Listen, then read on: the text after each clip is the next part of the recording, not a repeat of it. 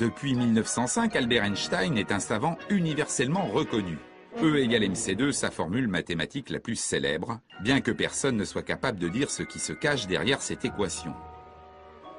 Voilà le paradoxe. Einstein est le plus médiatique des savants, loin devant Newton et sa pomme, Pasteur et sa rage, il reste cependant le plus incompris de tous. En 1936, Charlie Chaplin le résume très bien. Lors d'une soirée londonienne, alors que la foule l'acclame en compagnie d'Einstein, il lui chuchote à l'oreille « Ils m'applaudissent parce qu'ils me comprennent et vous parce qu'ils ne vous comprennent pas ».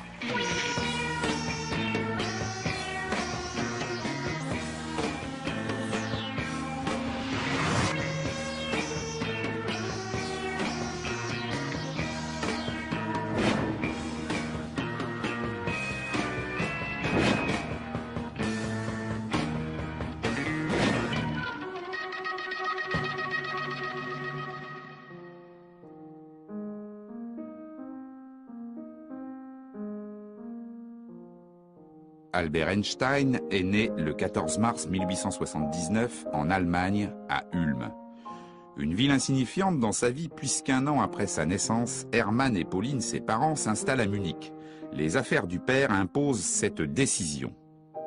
L'usine électrochimique Einstein va désormais pouvoir prospérer dans cette grande ville de l'Allemagne du Sud. Le destin du fils est tout tracé, il sera ingénieur et reprendra plus tard l'entreprise familiale.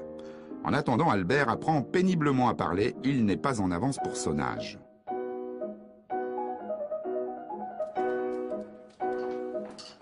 En 1885, Albert a 6 ans quand un événement se produit. Alors qu'il est malade et obligé de garder le lit, un souvenir va le marquer toute sa vie.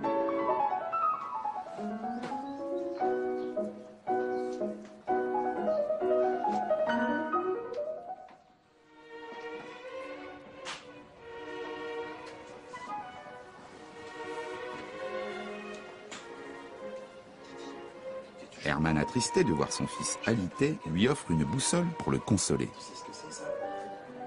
Pour l'enfant, l'objet est magique. Cette aiguille aimantée, direction quelle que soit l'orientation de la boussole, l'impressionne.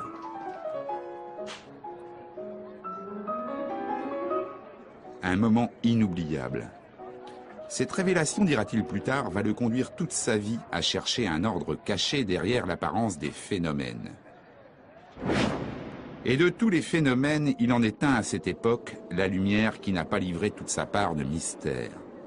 Cette lumière recèle en son sein un ordre caché, un incroyable secret qui va bouleverser la physique.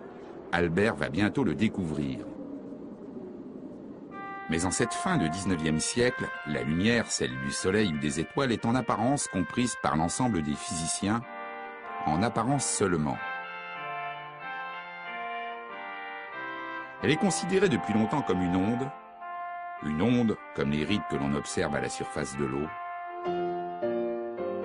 une onde comme le son, un signal périodique qui se propage dans l'air.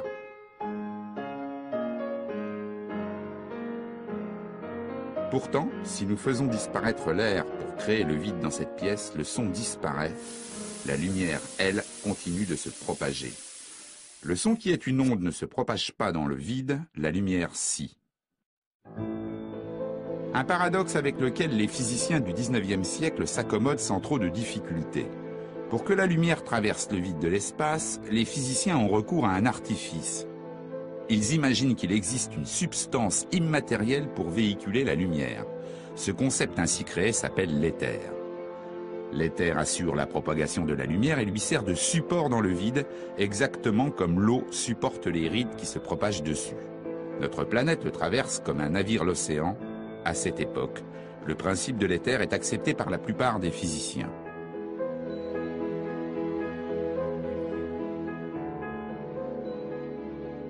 En 1887, 2 Américains, Albert Michelson et Edward Morley, font une expérience destinée à mesurer la vitesse de la lumière dans cet éther. Une expérience fondée sur la loi de composition des vitesses que tout le monde a déjà observée. Par exemple, quand un train avance dans la campagne à la vitesse de 100 km/h. Dans l'un des wagons, je lance une boule sur le plancher à la vitesse de 10 km/h dans le sens de la marche. La boule avance en réalité à 110 km/h par rapport au sol. Maintenant, je lance la boule toujours à la même vitesse, mais dans le sens inverse du mouvement du train. Cette fois, ma boule n'avance plus qu'à 90 km/h par rapport au sol. En 1887, Michelson et Morley supposent qu'avec la vitesse de la lumière, le même principe s'applique. Et lorsqu'un rayon lumineux est émis depuis la Terre, sa vitesse mesurée doit être différente suivant sa direction. Dans un sens, elle va s'additionner avec le mouvement de la Terre, dans l'autre, elle va se soustraire. Une différence minime mais mesurable pour l'époque. Et surprise à la lecture des résultats, dans les deux directions, la vitesse de la lumière est la même, 300 000 km/s. Les deux physiciens sont médusés. La lumière se joue de la physique, elle ne respecte pas la loi de composition des vitesses.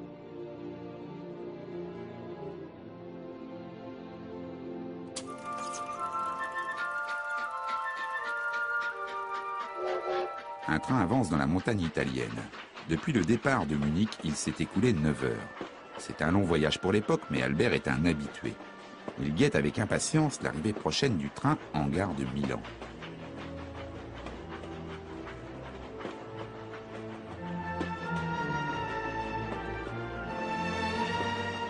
Albert est un garçon studieux, il a passé tout son voyage à étudier une encyclopédie scientifique et un traité de physique, ses uniques distractions.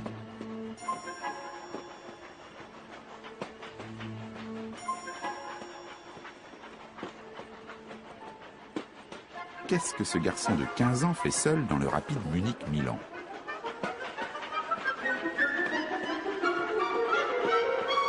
À 15 ans, Einstein est un adolescent assez original.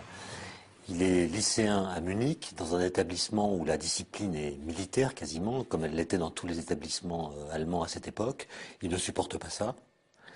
Il a des dons en mathématiques et en physique. Il se pose des questions qui sont en avance sur son âge et peut-être même en avance sur la formation de ses professeurs.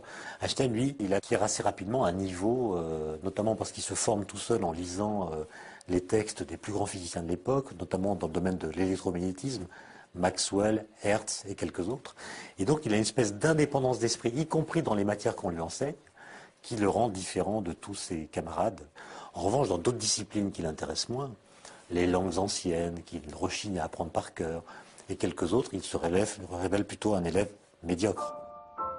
Ses rapports s'enveniment avec ses professeurs. Lors d'un cours de grec, ils s'entendent dire « Einstein, vous n'arriverez jamais à rien ».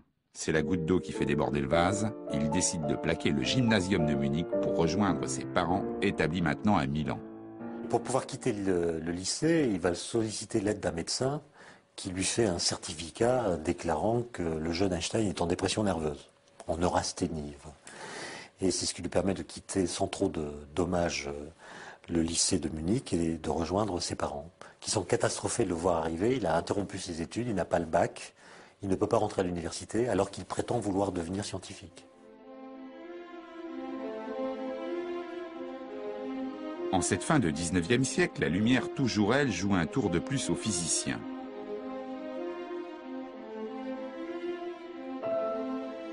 Cette fois, le problème se situe à la frontière de deux mondes, celui de la matière et celui du rayonnement qui s'en dégage quand un corps est chauffé. Quand on chauffe un barreau de métal, il se passe la chose suivante. Le barreau de métal commence par émettre de l'énergie, de la lumière, mais cette lumière n'est pas visible à l'œil nu. Elle est ce qu'on appelle dans l'infrarouge. Et puis quand on chauffe progressivement à plus haute température, on commence à voir du rouge, un rouge profond, puis un rouge plus brillant. Ça tourne ensuite au jaune, et puis après ça devient au-delà du rayonnement qu'on peut voir à l'œil nu, ça s'appelle le rayonnement ultraviolet. Les physiciens de cette époque n'arrivaient pas à mettre en équation ce simple phénomène de changement de couleur de la lumière émise par un corps qui est chauffé à haute température.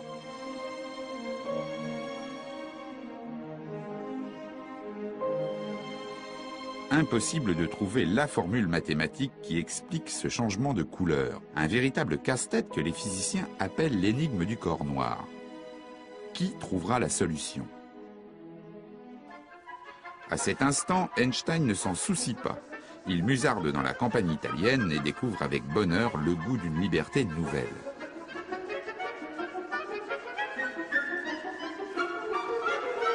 Albert a retrouvé sa famille à laquelle il vient d'annoncer sa décision de devenir professeur et d'abandonner ses études en Allemagne. Hermann, son père, et sa mère Pauline sont consternés.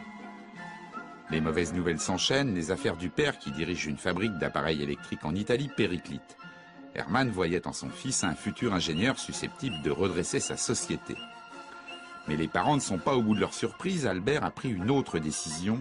Pour fuir le service militaire, il veut renoncer à la nationalité allemande. L'adolescent est ailleurs dans sa tête. Il sait déjà accaparer les mystères de la physique de l'époque et ses réflexions le transportent encore plus loin. Einstein a un oncle qui a une formation scientifique et qui va aider Einstein à apprendre des choses en matière de physique, par exemple. Il va discuter avec lui. Et Einstein lui écrit une lettre alors qu'il a 16 ans à propos de la question de la propagation de la lumière. Einstein se posait la question suivante: que se passe-t-il si je suis à cheval sur un rayon de lumière? Est-ce qu'un observateur qui va à la vitesse de la lumière est capable de voir de la lumière partir de son propre référentiel?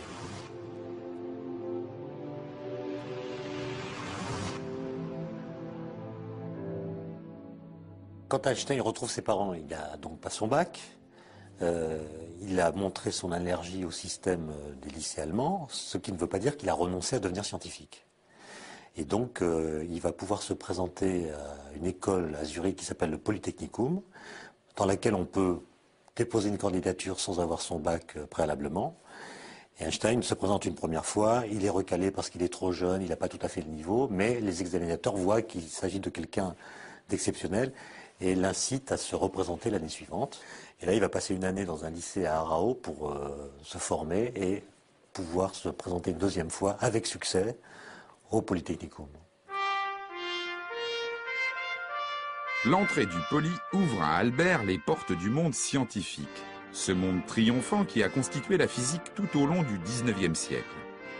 À cette époque, Lord Kelvin, l'inventeur des degrés, déclare à un parterre de scientifiques: la physique est définitivement constituée avec ses concepts fondamentaux. Il y a bien deux nuages, celui du résultat négatif de l'expérience de Michelson et Morley, ainsi que l'énigme du corps noir. Ils seront rapidement résolus.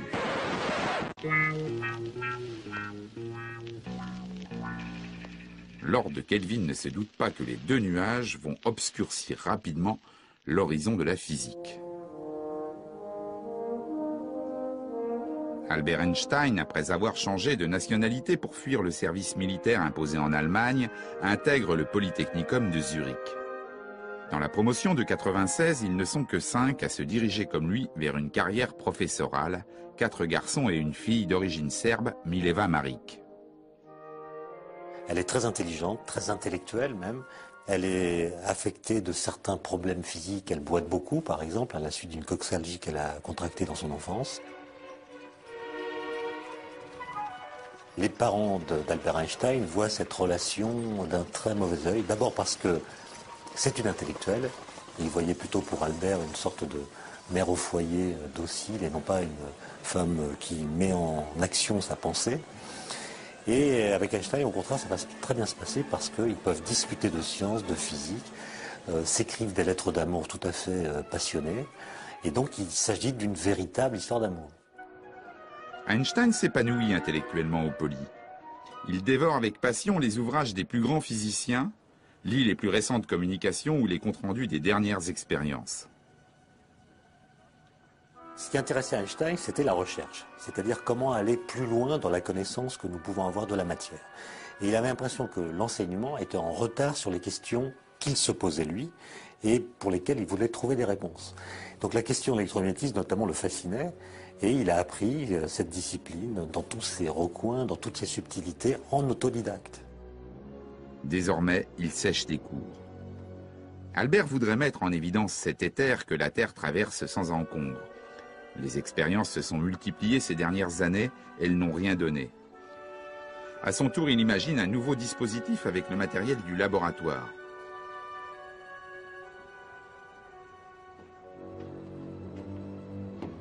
Le professeur Weber stoppe net sa fièvre expérimentale et finit par lui lancer à la figure: « Vous êtes un brillant sujet, Einstein, mais vous n'avez qu'un défaut, vous n'acceptez pas le moindre avis, pas le moindre avis. » Albert se fiche pas mal de ce que Weber peut lui dire, il est sur une autre planète.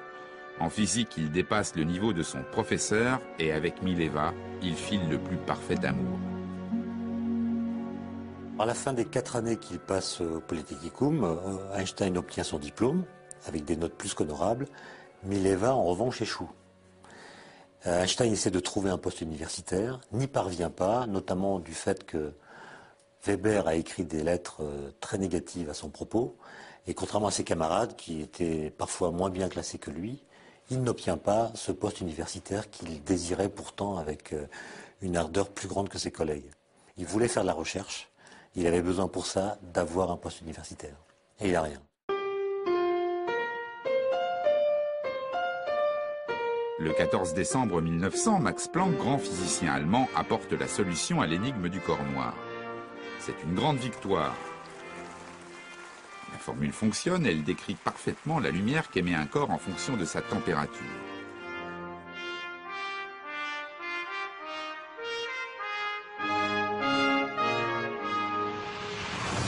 Mais Planck ne triomphe pas. Il présente son équation comme un acte de désespoir. La formule semble contredire la nature même de la lumière. De là à conclure que la lumière ne se comporte plus comme une onde, il n'y aurait qu'un pas pour Planck. Max Planck ne le franchit pas, il n'y voit qu'une bizarrerie mathématique.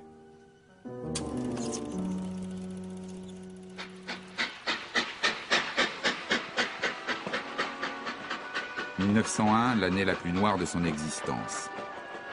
Toutes les démarches d'Einstein pour trouver un emploi se soldent par des échecs.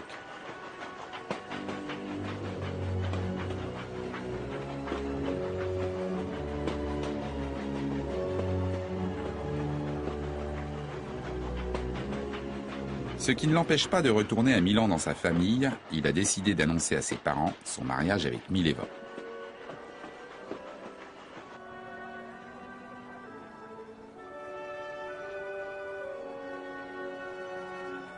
Pauline Einstein s'y oppose. L'annonce de cette possible union la met hors d'elle. Mileva n'a pas les qualités requises pour épouser Albert. De plus, elle n'est pas de confession juive. Albert doit renoncer à ce mariage. Mileva, qui avait échoué au concours de sortie du Polytechnicum, a redoublé. Elle est enceinte. Et elle part accoucher dans sa famille, très loin d'Einstein, d'une petite fille qui s'appelle Liesl, dont on a perdu la trace. On ne sait pas si elle est morte, si elle a été confiée à l'assistance publique ou si c'est encore une autre hypothèse qu'il faut choisir. Il essaie malgré tout d'avoir une activité de recherche. Il écrit notamment son premier article sur la capillarité, qu'il envoie à la revue Annalen der Physik, la grande revue allemande de l'époque. Et à sa grande joie, son article va être publié. L'effet de capillarité se produit lorsque l'on plonge un tube étroit dans une solution. Le liquide s'élève le long des parois. C'est le même phénomène qui fait monter la sève dans les plantes ou incurve la surface d'une solution dans une éprouvette. Alors, en 1901, Einstein s'intéresse à la capillarité. Alors, la capillarité, c'est le fait que l'eau monte ou un liquide monte. Par exemple, ici, il y a un ménisque, ça veut dire que sur les bords, ça monte. Alors, la question, c'est pourquoi ça monte ? Si ça monte, c'est nécessairement qu'il y ait une force qui tire l'eau vers le haut, parce que sinon, ça ne monterait pas. Bon. Alors, à l'époque, les chimistes refusent l'idée de molécules. C'est une hypothèse, ça n'a pas le droit de citer en science. Einstein, lui, fait quelque chose d'audacieux, selon une certaine tradition en physique. Il considère que là-dedans, il y a des molécules, il admet qu'il y a des trucs, des petites billes, et que ces petites billes peuvent s'attirer par une force centrale. Donc évidemment, si elles sont attirées par le verre, elles vont attirer la voisine, qui va attirer la voisine, qui va attirer la voisine, et évidemment, la force décroît. Mais dire ça s'attire, c'est pas de la science, ça c'est de la poésie. Hein. La science, Galilée l'a écrit, c'est le langage du monde est écrit en mathématiques. Donc il faut calculer. Or Einstein, à ce moment-là, n'a pas de laboratoire. Qu'est-ce qu'il peut faire ? Il peut faire la physique théorique, ça veut dire précisément calculer. Einstein arrive à trouver une forme, qui est la forme de ce ménisque. Donc il arrive à trouver une loi de la capillarité. Et c'est ça son premier article. Une parution qui n'offre pas plus de travail à Einstein. Il est toujours au chômage. Le 11 décembre, il lit dans un journal suisse une petite annonce dans laquelle un poste au bureau fédéral de la propriété intellectuelle à Berne est déclaré vacant pour un poste d'expert de 2e classe. Alors Einstein obtient un entretien après avoir écrit une lettre dans laquelle il manifeste sa candidature. Et au bout d'un entretien de quelques heures, il est accepté comme expert de 3e classe par le directeur. Et il commencera son travail quelques mois plus tard, au mois de juin 1902. Un télégramme pour monsieur le directeur, attention. En 1902, voilà Einstein, expert technique de 3e classe au bureau de la propriété intellectuelle de Berne. Cet emploi apporte à Albert un temps libre pour ses précieuses recherches. Il organise sa nouvelle vie, sciences appliquées aux heures de bureau, sciences fondamentales le reste du temps. Einstein s'épanouit intellectuellement au bureau fédéral de la propriété intellectuelle. Il a de bonnes relations avec ses collègues, de bonnes relations avec son directeur. Et ses compétences en électromagnétisme font merveille. C'est pendant cette période-là que les grandes questions qu'il se pose depuis l'enfance et l'adolescence vont se solidifier, s'argumenter et aboutir aux grandes révolutions qu'il va mettre en scène en 1905. Il dira plus tard que ça a été une aubaine pour lui que de pouvoir travailler dans ce bureau fédéral de la propriété intellectuelle.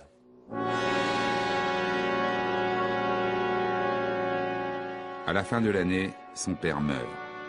Désormais, chef de famille, il prend un appartement sous les combles et invite Mileva à le rejoindre. Toujours en 1902, Philippe Lénard revisite l'effet photoélectrique, une curieuse manifestation de la lumière découverte par Hertz en 1887. Ce phénomène est utilisé de nos jours dans le fonctionnement de tous les capteurs solaires. L'effet photoélectrique découvert par Hertz, c'est le phénomène suivant. Quand vous envoyez de la lumière sur un métal, eh bien, cette lumière est capable d'arracher des électrons au métal et de produire un courant électrique. Alors, on ne connaissait pas le mot d'électron à l'époque. Ce que Hertz avait constaté, c'était qu'on produisait un courant. On produisait un courant lorsqu'on envoyait de la lumière avec suffisamment d'énergie sur un métal. Philippe Lénard, en 1902, il apporte une avancée très importante qui est la suivante. Il constate qu'avec de la lumière rouge, ça ne marche pas du tout. Avec de la lumière bleue, l'effet photoélectrique marche très bien. Il est capable de produire un courant électrique.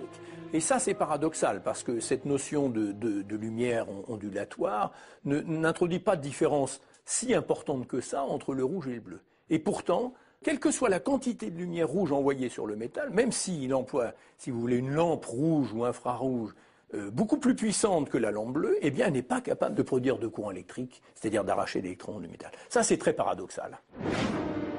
En ce début de siècle, la lumière devient de plus en plus paradoxale. Définie comme une onde par Maxwell en 1840, elle ne semble plus en avoir les critères. Une nouvelle définition de cette lumière s'impose. Mais qui dans la communauté scientifique aura le courage de tout remettre en question? Personne. C'est l'impasse. Einstein saisit cette chance unique.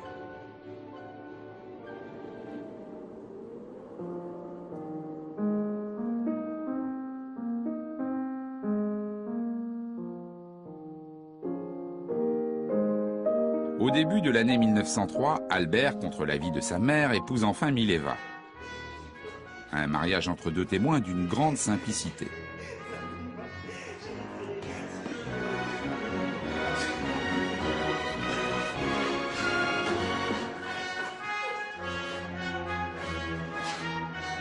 Animé d'une étourderie sans limite, le jeune marié oublie la clé du domicile conjugal le jour de ses noces.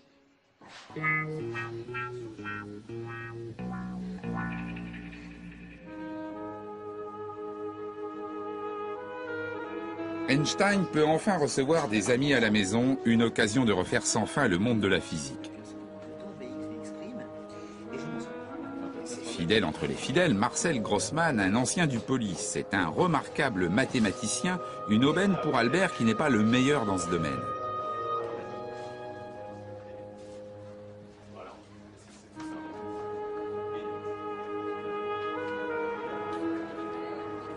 Parmi les habitués de la maison Einstein, il y a Maurice Solovin, un philosophe. Les échanges avec lui sont essentiels pour Einstein, dont l'intuition a toujours reposé sur la métaphysique.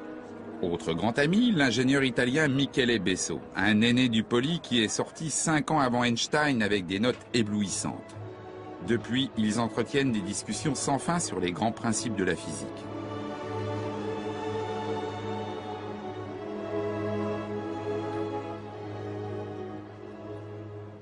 Une physique qui ne fait plus la joie de Mileva depuis qu'elle a raté son diplôme de fin d'études au Poly.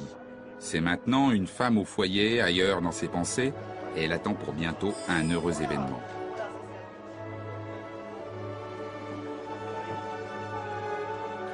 Dernier ami de ce petit cercle, Konrad Habicht, un ancien du collège de Munich. Habicht prépare à Berne son professorat de mathématiques.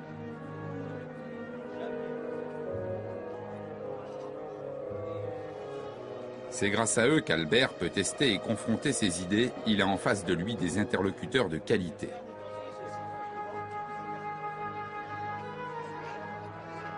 Et avec son détachement habituel, il reçoit tout le monde en pantoufles. Ensemble, ils ont formé l'Académie Olympia, un club de réflexion.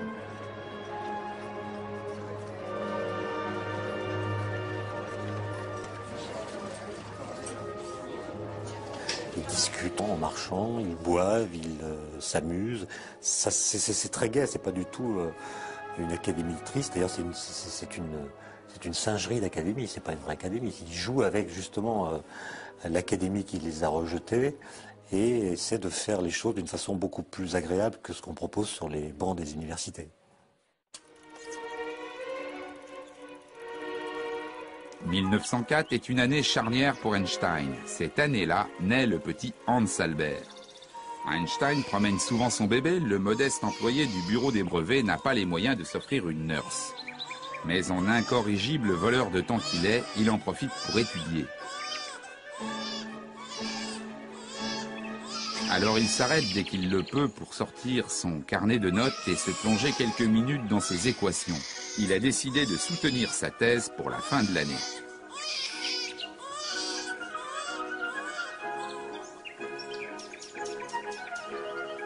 Une autre bonne nouvelle, Michele Besso, son ami mathématicien, est engagé au bureau de la propriété intellectuelle.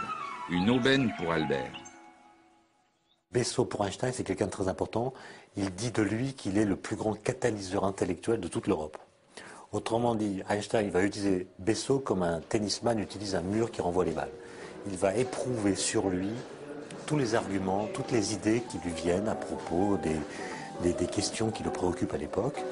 Et Michele Besso sera d'ailleurs la seule personne qu'Einstein remerciera dans l'un de ses articles de 1905, le plus important, celui sur la relativité.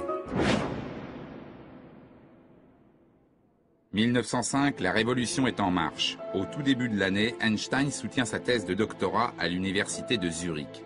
Elle est intitulée « Une nouvelle détermination de la taille des molécules ».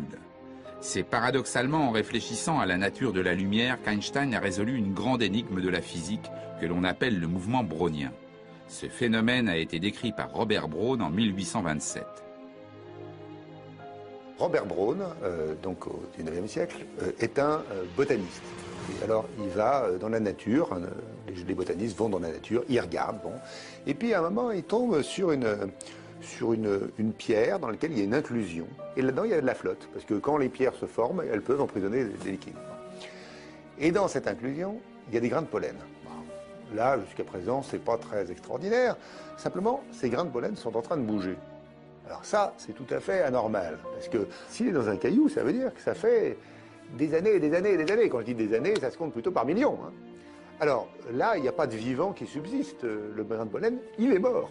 Comment se fait-il que ce grain de pollen bouge? Alors c'est ça, le mouvement brownien. Une goutte d'encre tombe dans un liquide. Progressivement, l'encre se dilue du fait de l'agitation permanente de certaines particules. C'est le mouvement brownien. Depuis près de 80 ans, aucun physicien n'en a percé son secret. Einstein, il ne s'y intéresse pas tellement, c'est pas le problème. Le problème, c'est que quand il a commencé en 1901 à travailler sur la capillarité, une de ses idées, c'était l'existence des molécules. C'est-à-dire, dans un verre d'eau, les molécules, ça serait comme des boules de billard, on les imagine qui se cogneraient dans tous les sens. C'est déjà ce que Boltzmann avait imaginé pour les gaz. Donc Einstein se dit, mais pour les liquides, est-ce que c'est pareil? Ah, mais alors attendez, imaginez un grain de pollen, un tout petit grain de pollen. Il est dans l'eau. Il y a donc des molécules d'eau qui vont le cogner par ici. Alors s'il y en a plus qui tapent là, il recule. Bon. Puis au moment d'après, s'il y en a plus qui tapent là, il avance comme ça, pong, pong, pong, pong, pong, pong. Ça fait une sorte de zigzag. Et ce zigzag, c'est ça le mouvement brownien. Alors, il se trouve que le calcul d'Einstein permet de décrire ce mouvement. et il arrive comme ça à une prévision de la taille des molécules. C'est un événement considérable dans la physique, parce que c'est la première fois dans l'histoire de l'humanité qu'on peut dire les molécules existent, nous connaissons leur taille. Au printemps 1905, Einstein propose sa thèse sur la détermination de la taille des molécules, accompagné d'un autre article en vue d'une publication à la revue Annalen der Physik. Cette fois, il s'attaque à la nature de la lumière. Dans ce début de XXe siècle, tous les physiciens sont persuadés que la nature de la lumière est ondulatoire. Et l'argument qui était avancé, c'était le fait que la lumière est capable de faire ce qu'on appelle des interférences. Un peu comme les vagues à la surface de l'eau sont capables de s'ajouter, de se combiner pour faire des grosses vagues ou bien des vagues négatives. Et la lumière semble avoir cette propriété. L'article d'Einstein sur la lumière s'intitule « Un point de vue heuristique concernant la production et la transformation de la lumière ». On dirait en langage plus actuel une façon d'envisager le problème de la production et de la transformation de la lumière. Einstein tire un trait finalement sur le caractère ondulatoire de la lumière pour proposer une démarche alternative, et c'est en cela qu'il appelle heuristique, dans laquelle la lumière est maintenant constituée de grains élémentaires, de particules qu'ils appelaient à l'époque les quanta et qu'on appelle maintenant, nous, simplement les photons. La démarche d'Einstein est vraiment révolutionnaire en ce sens qu'il introduit un concept qui est totalement différent. Il y a une énorme différence entre une onde bien régulière et puis un faisceau lumineux constitué de particules élémentaires, ces grains élémentaires, ces photons ou quanta à l'époque. D'après Einstein, la théorie qu'il propose aux annales est susceptible d'être vérifiée par l'effet photoélectrique. Einstein explique l'effet photoélectrique précisément de cette façon, en supposant que ces grains de lumière, ceux qui correspondent à la lumière bleue, ont suffisamment d'énergie pour exciter les atomes du métal. D'où la production de courant électrique et l'arrachage des électrons. Les grains de lumière qui ont une énergie trop faible, qui correspondent à la couleur rouge, eh bien ces grains de lumière n'ont pas assez d'énergie et ne peuvent pas exciter les atomes du métal et arracher les électrons du métal. C'est ça l'effet photoélectrique qu'Einstein explique magnifiquement dans son papier de 1905. Einstein met les pieds dans le plat en disant il faut, pour comprendre l'effet photoélectrique, renoncer à l'image que nous avons tous de la lumière. J'ai conscience de faire là quelque chose de scandaleux, mais je ne vois pas d'autre échappatoire. Non content de bouleverser les acquis théoriques de la lumière, Einstein enfonce le clou. En 1900, Max Planck a selon lui formulé ces équations sans admettre la réalité physique qu'elles recouvraient. Tout indiquait à Planck la véritable nature de cette lumière, il lui restait un pas à franchir qu'il n'a pas fait. Or, Max Planck, en plus d'être un savant mondialement reconnu, est le directeur de publication des Annales de la physique. Devant le caractère scandaleux de l'article, il est en droit de demander des modifications, voire de s'opposer à sa publication. Planck réagit très bien, il comprend toute l'importance en fait de la contribution d'Einstein, bien que cette contribution lui révèle un petit peu qu'il aurait pu aller lui-même au-delà de sa théorie, mais il y a eu une charnière, c'est l'esprit révolutionnaire d'Einstein, disons sans limite, sans borne, qui lui a permis de franchir le pas que Planck n'avait pas osé faire, entre guillemets. Planck accepte le papier d'Einstein, bien qu'Einstein ne soit pas connu, bien qu'il n'ait pas de poste universitaire, il n'est pas membre de l'académie, il est complètement inconnu, outsider, comme on dirait aujourd'hui. Et Planck reconnaît que les arguments d'Einstein méritent d'être discutés et donc accepte que le papier d'Einstein soit publié. En laissant paraître l'article d'Einstein, Planck fait preuve d'une audace incroyable. Il apporte sa caution scientifique indispensable à une théorie qui n'est encore qu'une hypothèse. De ce coup de pouce va naître entre les deux hommes une complicité qui ne se démentira plus jamais.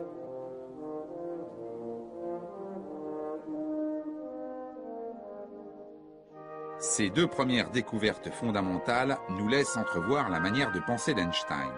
Claude Cohen-Tanucci, prix Nobel de physique 1997, nous l'explique. Le mot génie à son sujet n'est pas exagéré. C'est quelqu'un qui avait une capacité intellectuelle, une capacité d'abstraction et de compréhension qui était tout à fait exceptionnelle. Quand il a chapeauté une théorie ou un schéma explicatif, il imaginait de ce qu'on appelle des expériences de pensée. Ce sont des expériences qui sont à une époque donnée au-delà de nos possibilités techniques, qui sont trop difficiles à faire. Par exemple, à l'époque, il était impossible d'observer un seul atome ou un seul électron. Mais on peut toujours imaginer qu'on va faire cette expérience, et en analysant cette expérience au moyen des grands principes dont on dispose à l'époque, on peut essayer de faire des prédictions et de voir si on n'aboutit pas à des contradictions. Et ce schéma des expériences de pensée est extrêmement utile parce qu'il permet de tester la solidité d'une explication théorique. Il essaye de voir si cette explication théorique qu'on essaye de proposer n'aboutit pas à des contradictions. Et si elle aboutit à des contradictions, bien sûr, il faut l'éliminer. Donc c'était pour lui un guide sûr pour tester la validité d'une explication. Il a vraiment systématisé cette démarche intellectuelle. Il en a montré toute la puissance et toute la fécondité.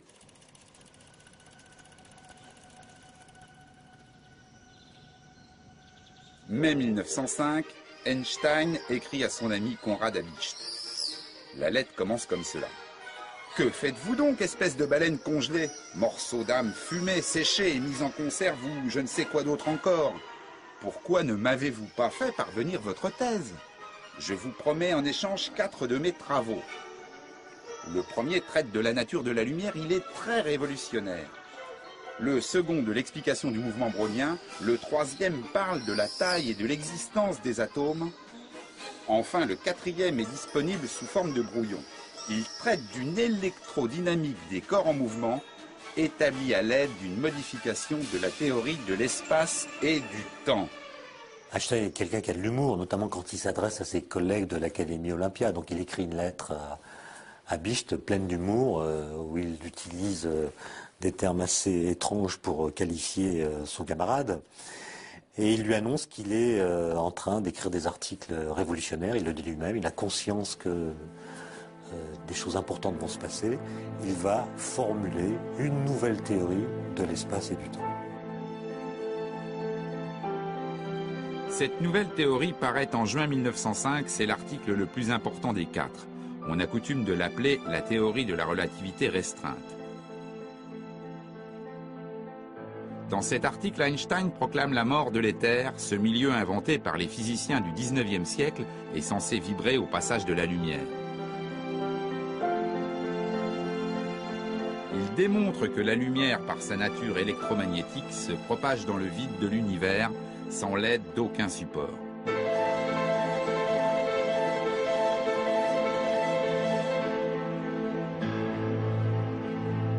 L'éther exit de la physique avec Einstein. Et une deuxième conséquence, c'est que ça change tout à fait l'interprétation de l'expérience de Michelson-Morley. Au lieu d'être un échec, ce qu'elle était du point de vue de Michelson-Morley, puisqu'ils n'arrivaient pas à voir ce qu'ils auraient dû voir, pensait-il, Einstein démontre que cette expérience est une vérification d'un des postulats essentiels de la nouvelle physique qu'il crée, le principe de relativité et le postulat de constance de la vitesse de la lumière.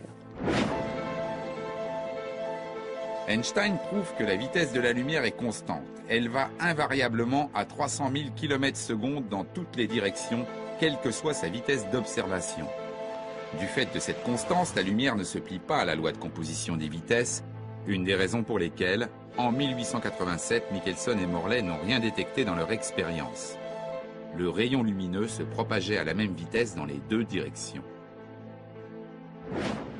Dans sa théorie de la relativité restreinte, Einstein dynamite aussi le concept de temps. Avant Einstein, le temps était conçu depuis Newton comme quelque chose d'absolu, d'universel, qui était comme un grand rythme, qui battait comme un cœur, le cœur de l'univers, qui bat également pour tous les êtres, alors qu'Einstein nous dit essentiellement la chose suivante, il y a autant de temps que d'observateurs. Prenons un exemple, si vous avez deux horloges de même fabrication, une horloge qui reste sur Terre et l'autre qui part avec une grande vitesse et puis qui revient vers son horloge jumelle ensuite, Einstein nous dit que l'horloge qui revient ne marquera pas le même temps que l'horloge qui est restée sur Terre. Et pourtant, si on remplace l'horloge qui se déplace par un être humain ou n'importe quel être vivant, il n'aura jamais le sentiment que le temps se ralentit. Et c'est ce point-là qui est le point central de la théorie de la relativité, et seul Einstein l'a pensé en juin 1905. Le physicien Paul Langevin a imaginé dans les années 20 une métaphore pour illustrer cette relativité du temps. C'est le fameux paradoxe des jumeaux de Langevin. Ignition sequence starts. 6, 5, 4, 3, Deux frères jumeaux, l'un part voyager dans l'espace, mais à une vitesse immense, proche de celle de la lumière. L'autre reste sur Terre. Le temps passe. C'est un long voyage, un très long voyage. Un beau jour, son frère revient et, ô surprise, il est plus jeune que lui. À cause du voyage passé à une immense vitesse, le temps propre de celui qui est parti s'est écoulé plus lentement que pour celui qui est resté sur Terre. Cette perspective relativiste qui se produit à une grande vitesse peut paraître déconcertante, elle fait partie désormais de notre quotidien. Le GPS, le Global Positioning System, est une technologie qui nécessite la présence d'horloges embarquées à bord de satellites associés à une horloge mère restée sur Terre. Or, la vitesse élevée des satellites provoque un effet relativiste qui ralentit le temps propre des horloges en orbite. Résultat, l'effet impose de corriger un écart de 38 millisecondes par jour qui correspond à l'arrivée à une erreur de positionnement de l'ordre de 11 km. Une dérive inadmissible corrigée en permanence automatiquement, conformément aux prévisions d'Einstein un siècle auparavant.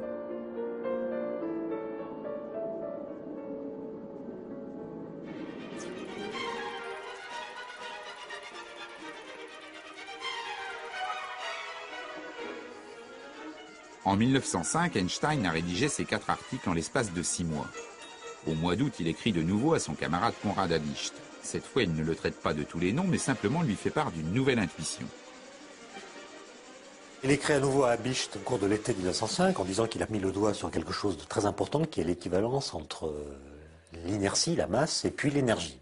Ce qui va devenir la grande formule E égale mc2. Et ce résultat, E égale mc2, est une conséquence directe, qu'il n'avait pas aperçue immédiatement, de son article de juin 1905. Donc c'est une conséquence de la théorie de la relativité. Et c'est l'idée que, finalement, quand un corps massif émet ou absorbe de l'énergie, sa masse est modifiée. Pendant des siècles, et en particulier avec Lavoisier, on identifiait la masse avec ce qui était permanent dans la matière. Lavoisier disait « rien ne se perd, rien ne se crée », et Einstein ne nous dit pas du tout, c'est parce que les mesures de Lavoisier n'étaient pas assez précises, eh bien s'il y a un dégagement d'énergie chimique, de l'énergie thermique ou autre, il va y avoir un changement de masse parce que finalement la masse recèle une énergie cachée énorme. Comment interpréter cette équation E égale mc2 publiée aux Annales en septembre 1905 ? Que de l'énergie qui s'exprime en joules est égale à la masse en grammes multipliée par le carré de la vitesse de la lumière. Jusque-là, tout va bien. Dans cette formule, la vitesse de la lumière s'exprime en mètres par seconde. C'est 300 millions de mètres par seconde multiplié par 300 millions de mètres par seconde. Un nombre gigantesque, 9, suivi de 16 zéros. On comprend facilement que dans cette formule, très peu de masse va produire énormément d'énergie. Mais où trouver cette masse si infime soit-elle? À l'époque d'Einstein, on ne la connaît pas encore.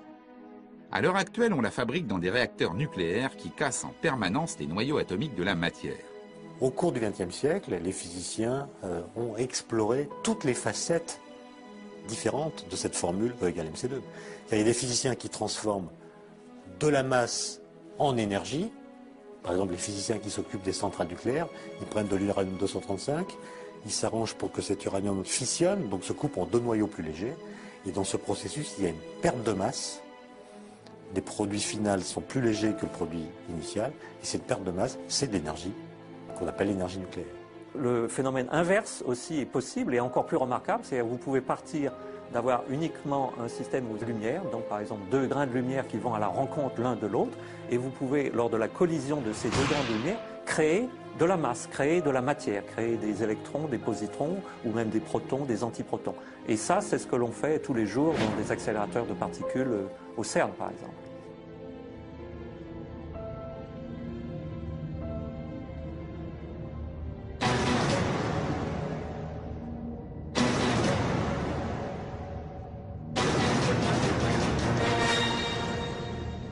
Vous êtes-vous posé la question de savoir pourquoi le Soleil brille depuis si longtemps et qu'il n'est pas prêt de s'éteindre? Il est la manifestation quotidienne et remarquable de l'équation E égale mc2. Le fait que le Soleil envoie à l'extérieur sans arrêt de l'énergie, sous forme d'énergie lumineuse et de chaleur, qu'il fait ça depuis 5 milliards d'années et que probablement il va encore émettre de l'énergie au même taux à peu près pendant encore 5 milliards d'années, repose en fait sur cette relation E égale mc2. Toute cette énergie lumineuse, elle vient en fait d'une perte de masse au centre du Soleil. Donc la brillance du Soleil est une preuve journalière de la validité de la relation d'Einstein E égale mc2. On pourrait penser qu'après toutes ces découvertes surprenantes, la gloire est au rendez-vous. Il n'en est rien. Les physiciens sont déroutés par les trouvailles de cet inconnu, et malgré le soutien sans faille de Planck aux nouvelles théories d'Einstein, la communauté scientifique va mettre du temps pour en comprendre le sens. 4 années de plus pour le jeune Albert au bureau de la propriété intellectuelle de Berne. Son directeur, Friedrich Haller, se soucie comme d'une guigne des photons, de la relativité restreinte ou du mouvement brownien. Il ne reconnaît en Einstein que ses seules qualités professionnelles. Le voici nommé expert de 2e classe au bureau des brevets avec augmentation de salaire.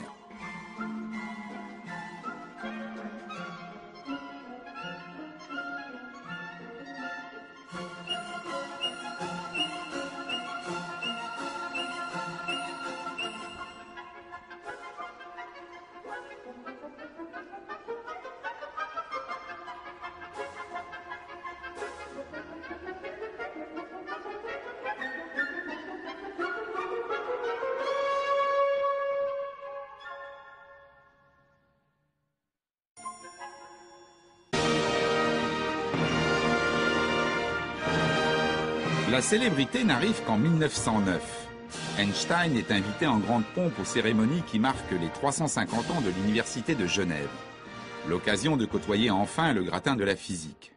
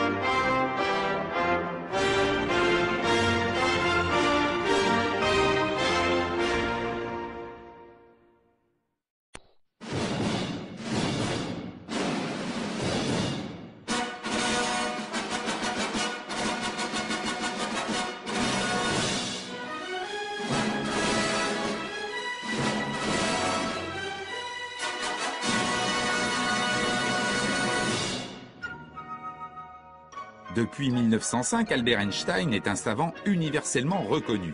E égale mc2, sa formule mathématique la plus célèbre, bien que personne ne soit capable de dire ce qui se cache derrière cette équation.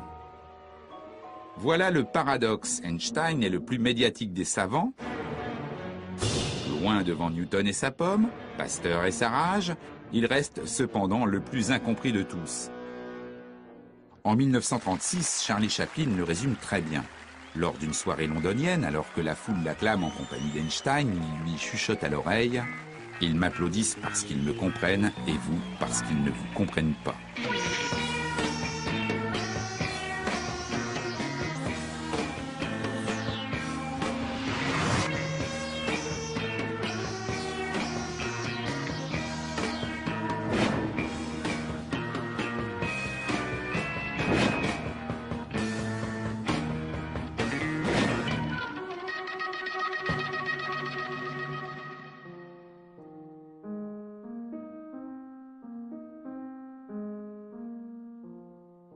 Albert Einstein est né le 14 mars 1879 en Allemagne, à Ulm. Une ville insignifiante dans sa vie puisqu'un an après sa naissance, Hermann et Pauline, ses parents, s'installent à Munich. Les affaires du père imposent cette décision. L'usine électrochimique Einstein va désormais pouvoir prospérer dans cette grande ville de l'Allemagne du Sud. Le destin du fils est tout tracé, il sera ingénieur et reprendra plus tard l'entreprise familiale.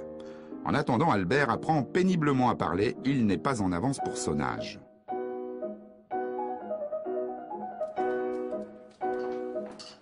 En 1885, Albert a 6 ans quand un événement se produit. Alors qu'il est malade et obligé de garder le lit, un souvenir va le marquer toute sa vie.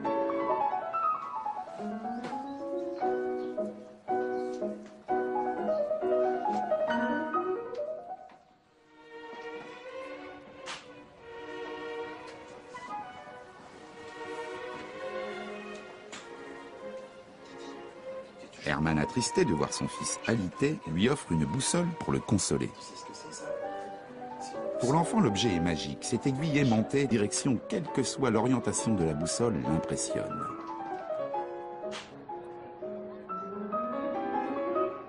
Un moment inoubliable. Cette révélation, dira-t-il plus tard, va le conduire toute sa vie à chercher un ordre caché derrière l'apparence des phénomènes. Et de tous les phénomènes, il en est un à cette époque, la lumière qui n'a pas livré toute sa part de mystère. Cette lumière recèle en son sein un ordre caché, un incroyable secret qui va bouleverser la physique. Albert va bientôt le découvrir. Mais en cette fin de 19e siècle, la lumière, celle du soleil ou des étoiles, est en apparence comprise par l'ensemble des physiciens, en apparence seulement. Elle est considérée depuis longtemps comme une onde comme les rides que l'on observe à la surface de l'eau, une onde comme le son, un signal périodique qui se propage dans l'air.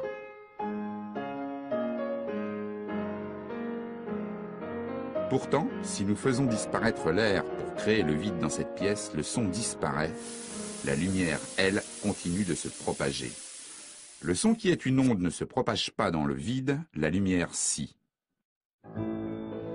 Un paradoxe avec lequel les physiciens du 19e siècle s'accommodent sans trop de difficultés. Pour que la lumière traverse le vide de l'espace, les physiciens ont recours à un artifice. Ils imaginent qu'il existe une substance immatérielle pour véhiculer la lumière. Ce concept ainsi créé s'appelle l'éther.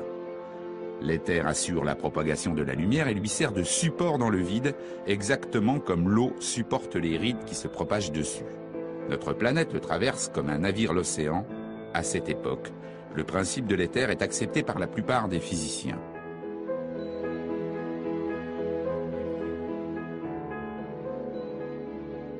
En 1887, 2 Américains, Albert Michelson et Edward Morley, font une expérience destinée à mesurer la vitesse de la lumière dans cet éther. Une expérience fondée sur la loi de composition des vitesses que tout le monde a déjà observée. Par exemple, quand un train avance dans la campagne à la vitesse de 100 km/h. Dans l'un des wagons, je lance une boule sur le plancher à la vitesse de 10 km/h dans le sens de la marche. La boule avance en réalité à 110 km/h par rapport au sol. Maintenant, je lance la boule toujours à la même vitesse, mais dans le sens inverse du mouvement du train. Cette fois, ma boule n'avance plus qu'à 90 km/h par rapport au sol. En 1887, Michelson et Morley supposent qu'avec la vitesse de la lumière, le même principe s'applique. Et lorsqu'un rayon lumineux est émis depuis la Terre, sa vitesse mesurée doit être différente suivant sa direction.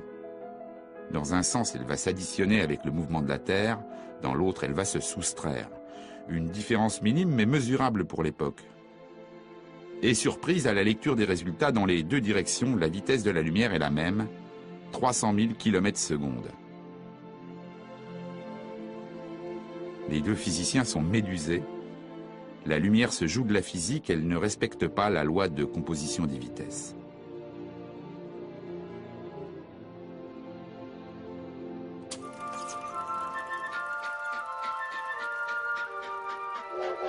Un train avance dans la montagne italienne.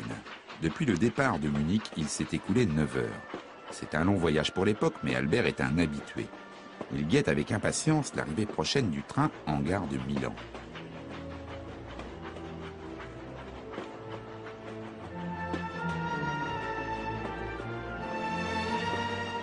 Albert est un garçon studieux, il a passé tout son voyage à étudier une encyclopédie scientifique et un traité de physique, ses uniques distractions.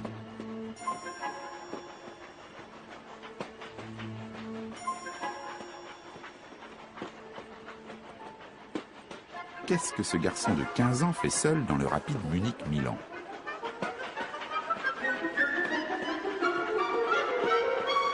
À 15 ans, Einstein est un adolescent assez original. Il est lycéen à Munich, dans un établissement où la discipline est militaire quasiment, comme elle l'était dans tous les établissements allemands à cette époque. Il ne supporte pas ça. Il a des dons en mathématiques et en physique. Il se pose des questions qui sont en avance sur son âge et peut-être même en avance sur la formation de ses professeurs. Einstein, lui, il acquiert assez rapidement un niveau, notamment parce qu'il se forme tout seul en lisant les textes des plus grands physiciens de l'époque, notamment dans le domaine de l'électromagnétisme, Maxwell, Hertz et quelques autres. Et donc il a une espèce d'indépendance d'esprit, y compris dans les matières qu'on lui enseigne, qui le rend différent de tous ses camarades. En revanche, dans d'autres disciplines qui l'intéressent moins, les langues anciennes, qu'il rechigne à apprendre par cœur, et quelques autres, il se révèle plutôt un élève médiocre. Ses rapports s'enveniment avec ses professeurs. Lors d'un cours de grec, il s'entend dire « Einstein, vous n'arriverez jamais à rien ». C'est la goutte d'eau qui fait déborder le vase. Il décide de plaquer le gymnasium de Munich pour rejoindre ses parents, établis maintenant à Milan. Pour pouvoir quitter le lycée, il va solliciter l'aide d'un médecin qui lui fait un certificat déclarant que le jeune Einstein est en dépression nerveuse, en neurasthénie. Et c'est ce qui lui permet de quitter sans trop de dommages le lycée de Munich et de rejoindre ses parents, qui sont catastrophés de le voir arriver. Il a interrompu ses études, il n'a pas le bac. Il ne peut pas rentrer à l'université alors qu'il prétend vouloir devenir scientifique. En cette fin de 19e siècle, la lumière, toujours elle, joue un tour de plus aux physiciens.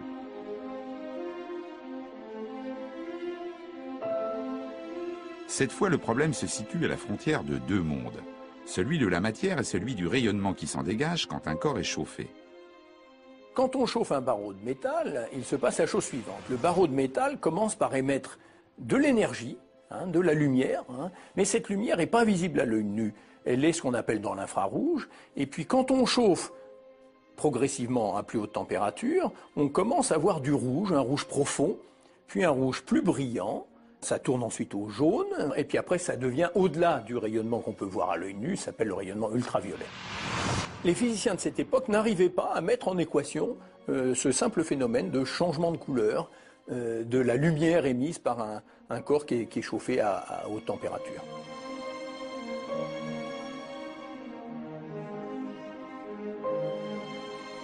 Impossible de trouver la formule mathématique qui explique ce changement de couleur. Un véritable casse-tête que les physiciens appellent l'énigme du corps noir. Qui trouvera la solution ?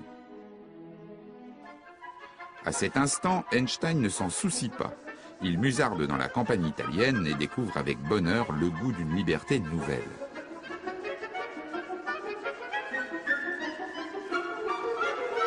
Albert a retrouvé sa famille à laquelle il vient d'annoncer sa décision de devenir professeur et d'abandonner ses études en Allemagne. Hermann, son père, et sa mère Pauline sont consternés. Les mauvaises nouvelles s'enchaînent, les affaires du père qui dirige une fabrique d'appareils électriques en Italie périclitent. Hermann voyait en son fils un futur ingénieur susceptible de redresser sa société. Mais les parents ne sont pas au bout de leur surprise. Albert a pris une autre décision. Pour fuir le service militaire, il veut renoncer à la nationalité allemande. L'adolescent est ailleurs dans sa tête. Il sait déjà accaparer les mystères de la physique de l'époque et ses réflexions le transportent encore plus loin.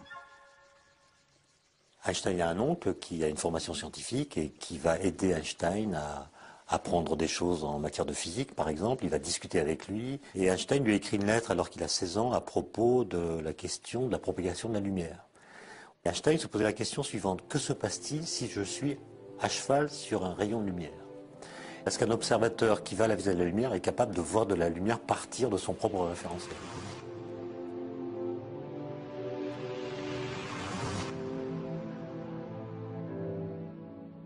Quand Einstein retrouve ses parents, il n'a donc pas son bac.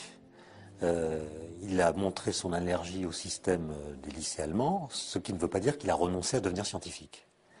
Et donc, il va pouvoir se présenter à une école à Zurich qui s'appelle le Polytechnicum, dans laquelle on peut déposer une candidature sans avoir son bac préalablement. Et Einstein se présente une première fois, il est recalé parce qu'il est trop jeune, il n'a pas tout à fait le niveau, mais les examinateurs voient qu'il s'agit de quelqu'un d'exceptionnel et l'incitent à se représenter l'année suivante. Et là, il va passer une année dans un lycée à Aarau pour se former et pouvoir se présenter une deuxième fois avec succès au Polytechnicum. L'entrée du Poly ouvre à Albert les portes du monde scientifique, ce monde triomphant qui a constitué la physique tout au long du XIXe siècle. À cette époque, Lord Kelvin, l'inventeur des degrés, déclare à un parterre de scientifiques: la physique est définitivement constituée avec ses concepts fondamentaux. Il y a bien deux nuages, celui du résultat négatif de l'expérience de Michelson et Morley, ainsi que l'énigme du corps noir. Ils seront rapidement résolus.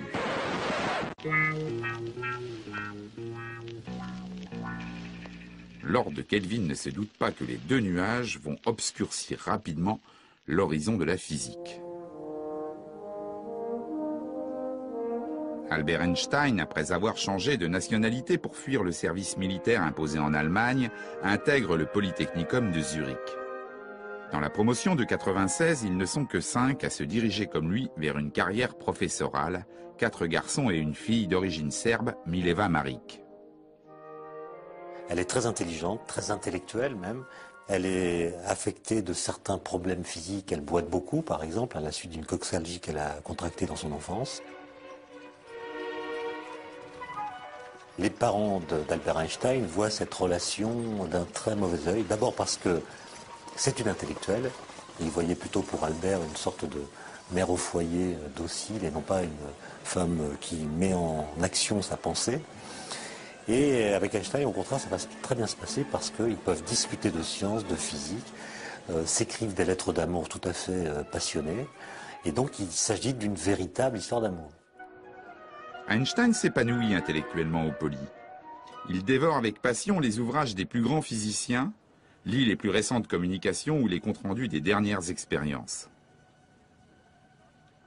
Ce qui intéressait Einstein, c'était la recherche, c'est-à-dire comment aller plus loin dans la connaissance que nous pouvons avoir de la matière.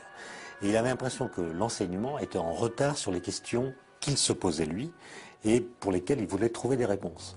Donc la question de l'électromagnétisme notamment le fascinait et il a appris cette discipline dans tous ses recoins, dans toutes ses subtilités, en autodidacte. Désormais, il sèche des cours. Albert voudrait mettre en évidence cet éther que la Terre traverse sans encombre. Les expériences se sont multipliées ces dernières années, elles n'ont rien donné. À son tour, il imagine un nouveau dispositif avec le matériel du laboratoire.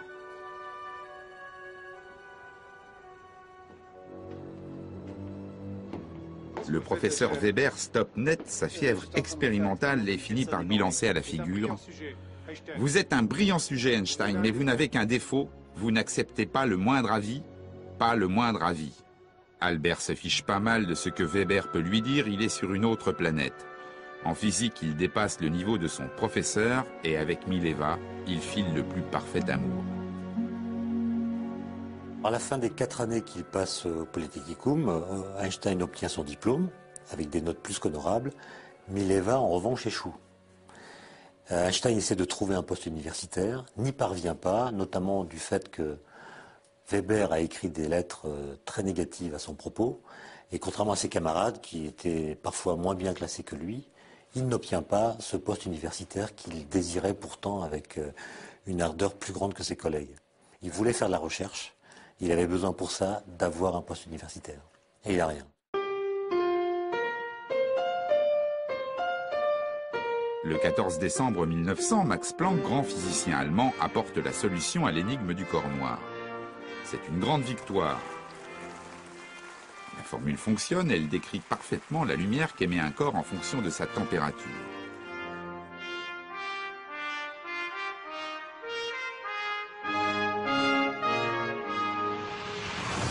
Mais Planck ne triomphe pas.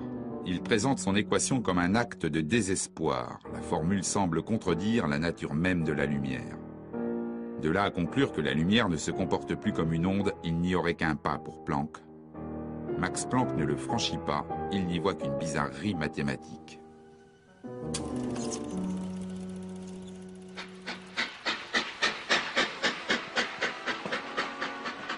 « 1901, l'année la plus noire de son existence. Toutes les démarches d'Einstein pour trouver un emploi se soldent par des échecs.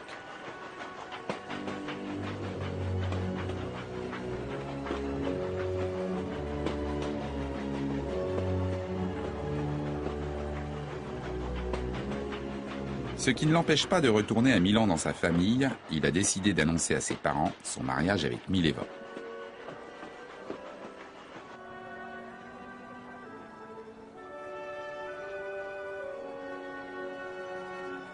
Pauline Einstein s'y oppose. L'annonce de cette possible union la met hors d'elle. Mileva n'a pas les qualités requises pour épouser Albert. De plus, elle n'est pas de confession juive.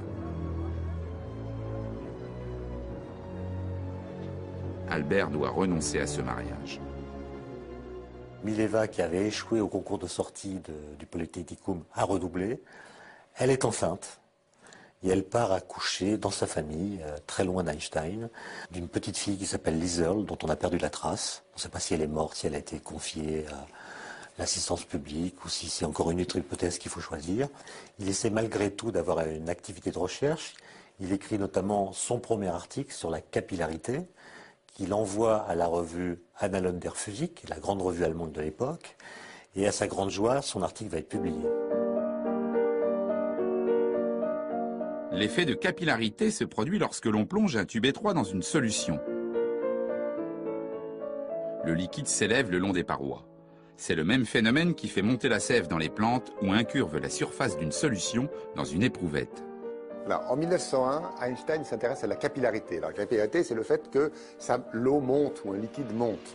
Par exemple, ici, il y a un ménisque, ça veut dire que sur les bords, ça monte. Alors, la question, c'est pourquoi ça monte?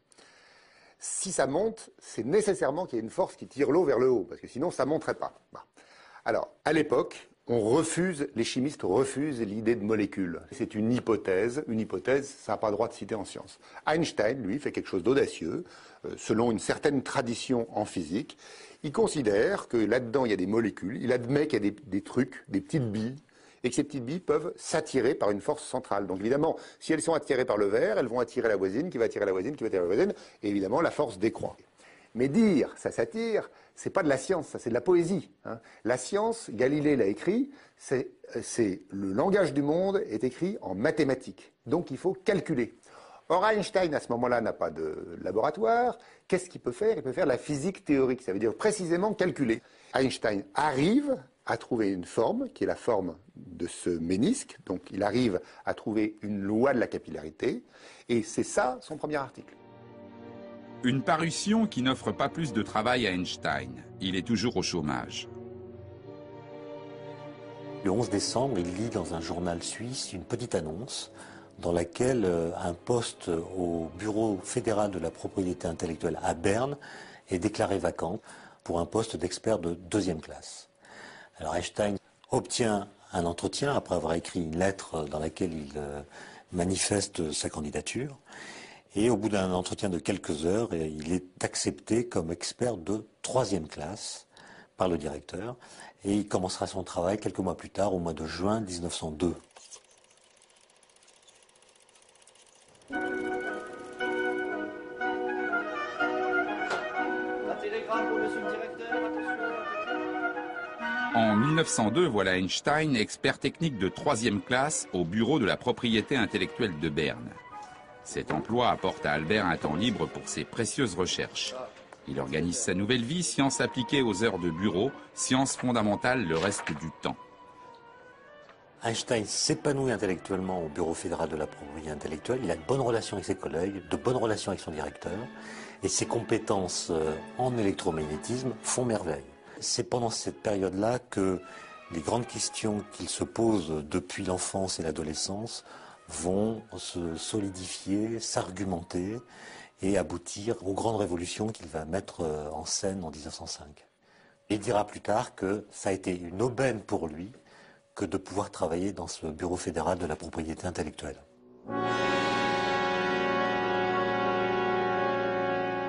À la fin de l'année, son père meurt. Désormais, chef de famille, il prend un appartement sous les combles et invite Mileva à le rejoindre.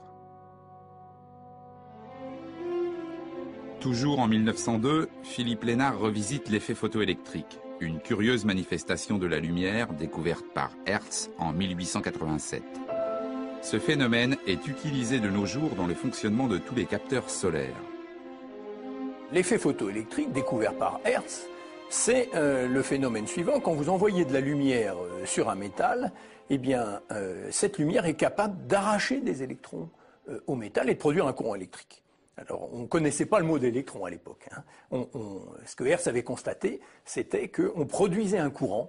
On produisait un courant lorsqu'on envoyait de la lumière avec suffisamment d'énergie sur un métal. Philippe Lénard, en 1902, il apporte une avancée très importante qui est la suivante. Il constate qu'avec de la lumière rouge,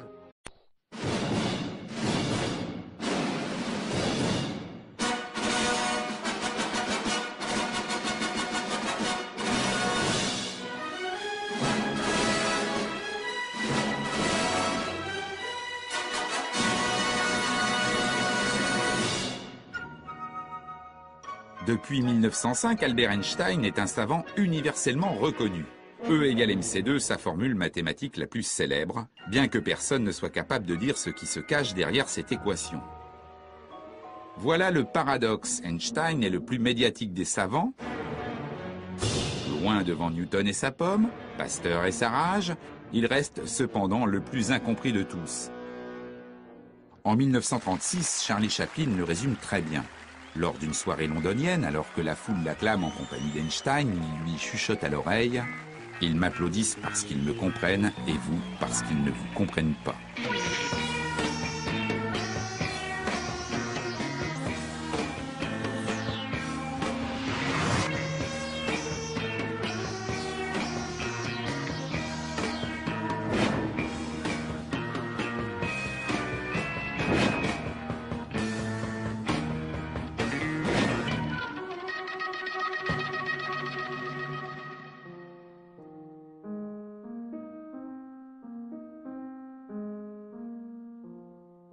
Albert Einstein est né le 14 mars 1879 en Allemagne, à Ulm.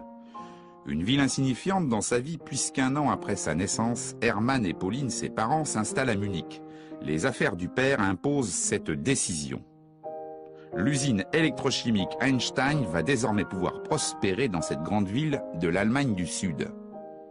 Le destin du fils est tout tracé, il sera ingénieur et reprendra plus tard l'entreprise familiale. En attendant, Albert apprend péniblement à parler, il n'est pas en avance pour son âge.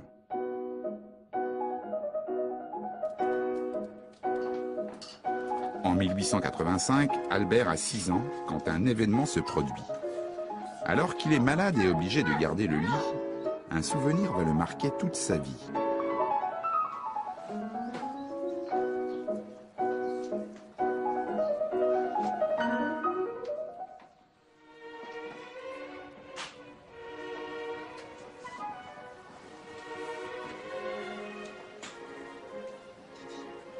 Hermann, attristé de voir son fils alité, lui offre une boussole pour le consoler. Pour l'enfant, l'objet est magique. Cette aiguille aimantée, direction quelle que soit l'orientation de la boussole, l'impressionne.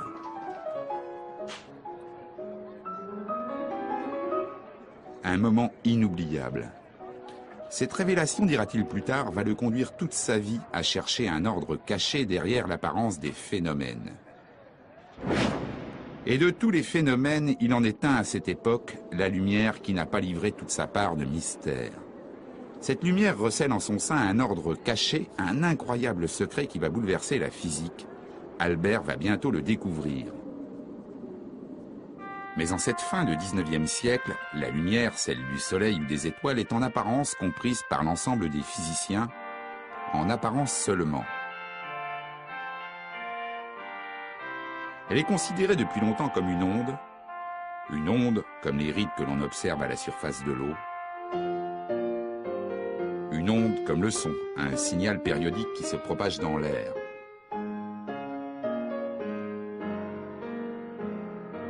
Pourtant, si nous faisons disparaître l'air pour créer le vide dans cette pièce, le son disparaît. La lumière, elle, continue de se propager. Le son qui est une onde ne se propage pas dans le vide, la lumière si. Un paradoxe avec lequel les physiciens du 19e siècle s'accommodent sans trop de difficultés. Pour que la lumière traverse le vide de l'espace, les physiciens ont recours à un artifice. Ils imaginent qu'il existe une substance immatérielle pour véhiculer la lumière. Ce concept ainsi créé s'appelle l'éther. L'éther assure la propagation de la lumière et lui sert de support dans le vide, exactement comme l'eau supporte les rides qui se propagent dessus. Notre planète le traverse comme un navire l'océan. À cette époque, le principe de l'éther est accepté par la plupart des physiciens.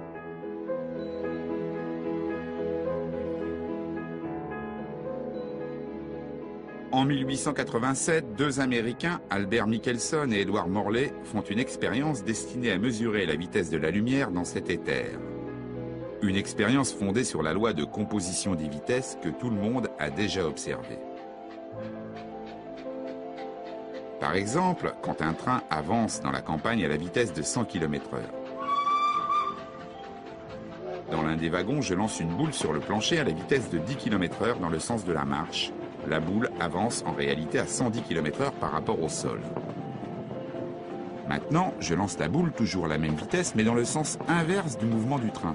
Cette fois, ma boule n'avance plus qu'à 90 km/h par rapport au sol. En 1887, Michelson et Morley supposent qu'avec la vitesse de la lumière, le même principe s'applique. Et lorsqu'un rayon lumineux est émis depuis la Terre, sa vitesse mesurée doit être différente suivant sa direction. Dans un sens, elle va s'additionner avec le mouvement de la Terre, dans l'autre, elle va se soustraire. Une différence minime mais mesurable pour l'époque. Et surprise à la lecture des résultats, dans les deux directions, la vitesse de la lumière est la même, 300 000 km/s. Les deux physiciens sont médusés. La lumière se joue de la physique, elle ne respecte pas la loi de composition des vitesses.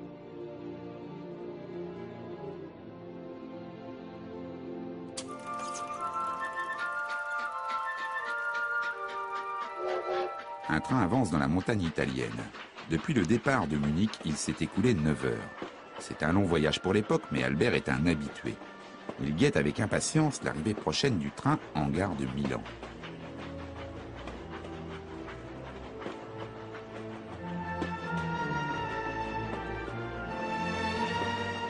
Albert est un garçon studieux, il a passé tout son voyage à étudier une encyclopédie scientifique et un traité de physique, ses uniques distractions.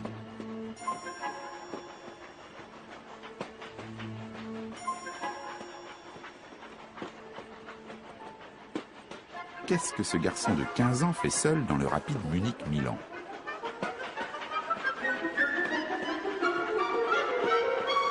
À 15 ans, Einstein est un adolescent assez original. Il est lycéen à Munich, dans un établissement où la discipline est militaire quasiment, comme elle l'était dans tous les établissements allemands à cette époque. Il ne supporte pas ça. Il a des dons en mathématiques et en physique. Il se pose des questions qui sont en avance sur son âge et peut-être même en avance sur la formation de ses professeurs.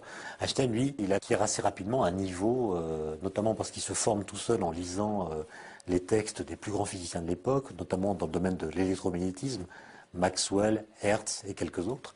Et donc il a une espèce d'indépendance d'esprit, y compris dans les matières qu'on lui enseigne, qui le rend différent de tous ses camarades. En revanche, dans d'autres disciplines qui l'intéressent moins, les langues anciennes, qu'il rechigne à apprendre par cœur, et quelques autres, il se révèle plutôt un élève médiocre. Ses rapports s'enveniment avec ses professeurs. Lors d'un cours de grec, il s'entend dire « Einstein, vous n'arriverez jamais à rien ».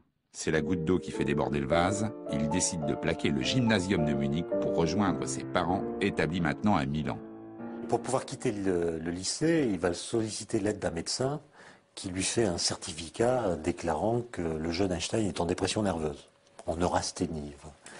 Et c'est ce qui lui permet de quitter sans trop de dommages le lycée de Munich et de rejoindre ses parents, qui sont catastrophés de le voir arriver. Il a interrompu ses études, il n'a pas le bac, il ne peut pas rentrer à l'université alors qu'il prétend vouloir devenir scientifique. En cette fin de 19e siècle, la lumière, toujours elle, joue un tour de plus aux physiciens.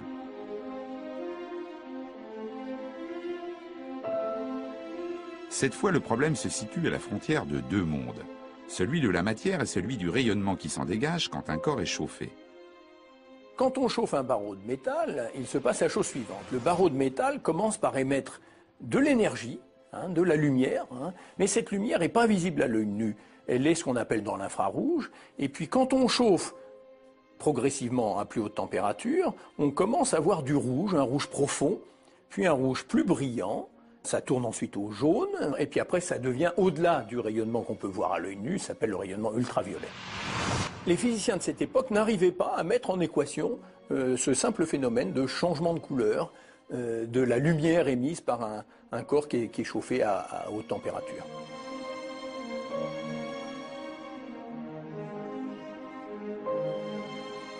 Impossible de trouver la formule mathématique qui explique ce changement de couleur. Un véritable casse-tête que les physiciens appellent l'énigme du corps noir.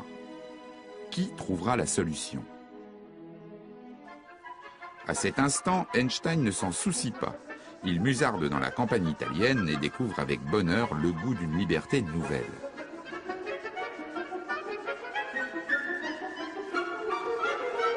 Albert a retrouvé sa famille à laquelle il vient d'annoncer sa décision de devenir professeur et d'abandonner ses études en Allemagne. Hermann, son père, et sa mère Pauline sont consternés. Les mauvaises nouvelles s'enchaînent, les affaires du père qui dirige une fabrique d'appareils électriques en Italie périclitent. Hermann voyait en son fils un futur ingénieur susceptible de redresser sa société. Mais les parents ne sont pas au bout de leur surprise, Albert a pris une autre décision. Pour fuir le service militaire, il veut renoncer à la nationalité allemande. L'adolescent est ailleurs dans sa tête. Il s'est déjà accaparé les mystères de la physique de l'époque et ses réflexions le transportent encore plus loin. Einstein a un oncle qui a une formation scientifique et qui va aider Einstein à apprendre des choses en matière de physique, par exemple. Il va discuter avec lui. Et Einstein lui écrit une lettre alors qu'il a 16 ans à propos de la question de la propagation de la lumière. Einstein se posait la question suivante: que se passe-t-il si je suis à cheval sur un rayon de lumière? Est-ce qu'un observateur qui va à la vitesse de la lumière est capable de voir de la lumière partir de son propre référentiel?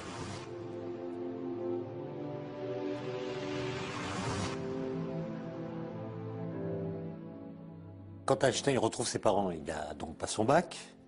Il a montré son allergie au système des lycées allemands, ce qui ne veut pas dire qu'il a renoncé à devenir scientifique.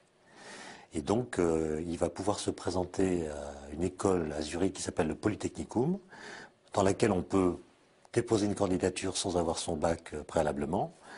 Et Einstein se présente une première fois, il est recalé parce qu'il est trop jeune, il n'a pas tout à fait le niveau, mais les examinateurs voient qu'il s'agit de quelqu'un d'exceptionnel et l'incitent à se représenter l'année suivante.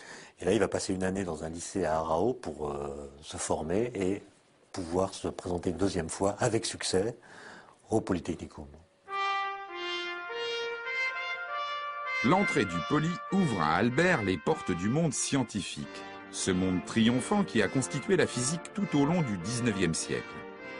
À cette époque, Lord Kelvin, l'inventeur des degrés, déclare à un parterre de scientifiques: la physique est définitivement constituée avec ses concepts fondamentaux.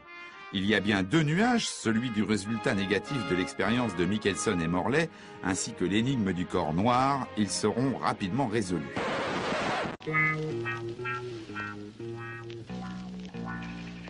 Lord Kelvin ne se doute pas que les deux nuages vont obscurcir rapidement l'horizon de la physique. Albert Einstein, après avoir changé de nationalité pour fuir le service militaire imposé en Allemagne, intègre le Polytechnicum de Zurich. Dans la promotion de 96, ils ne sont que 5 à se diriger comme lui vers une carrière professorale, 4 garçons et une fille d'origine serbe, Mileva Maric. Elle est très intelligente, très intellectuelle même.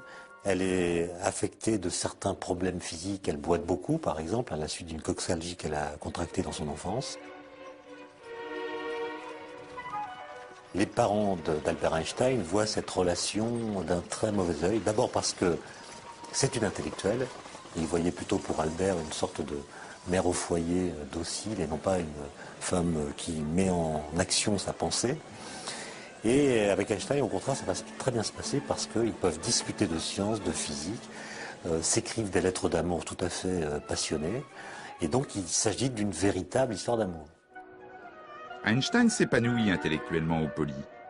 Il dévore avec passion les ouvrages des plus grands physiciens, lit les plus récentes communications ou les comptes rendus des dernières expériences.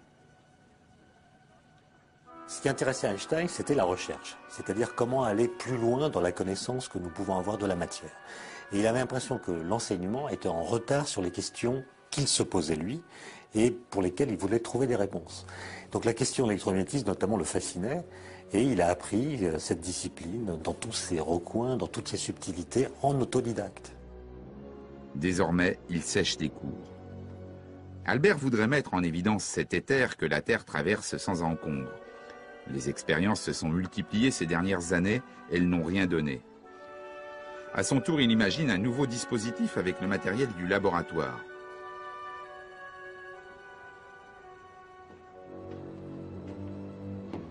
Le professeur Weber stoppe net sa fièvre expérimentale et finit par lui lancer à la figure. Vous êtes un brillant sujet, Einstein, mais vous n'avez qu'un défaut, vous n'acceptez pas le moindre avis, pas le moindre avis. Albert se fiche pas mal de ce que Weber peut lui dire, il est sur une autre planète. En physique, il dépasse le niveau de son professeur et avec Mileva, il file le plus parfait amour. À la fin des 4 années qu'il passe au Polytechnicum, Einstein obtient son diplôme avec des notes plus qu'honorables. Mileva, en revanche, échoue. Einstein essaie de trouver un poste universitaire, n'y parvient pas, notamment du fait que Weber a écrit des lettres très négatives à son propos, et contrairement à ses camarades, qui étaient parfois moins bien classés que lui, il n'obtient pas ce poste universitaire qu'il désirait pourtant avec une ardeur plus grande que ses collègues. Il voulait faire de la recherche, il avait besoin pour ça d'avoir un poste universitaire, et il n'a rien. Le 14 décembre 1900, Max Planck, grand physicien allemand, apporte la solution à l'énigme du corps noir. C'est une grande victoire. La formule fonctionne, elle décrit parfaitement la lumière qu'émet un corps en fonction de sa température.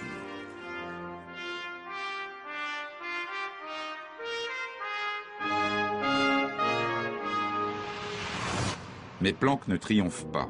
Il présente son équation comme un acte de désespoir. La formule semble contredire la nature même de la lumière. De là à conclure que la lumière ne se comporte plus comme une onde, il n'y aurait qu'un pas pour Planck. Max Planck ne le franchit pas, il n'y voit qu'une bizarrerie mathématique. « 1901, l'année la plus noire de son existence. Toutes les démarches d'Einstein pour trouver un emploi se soldent par des échecs.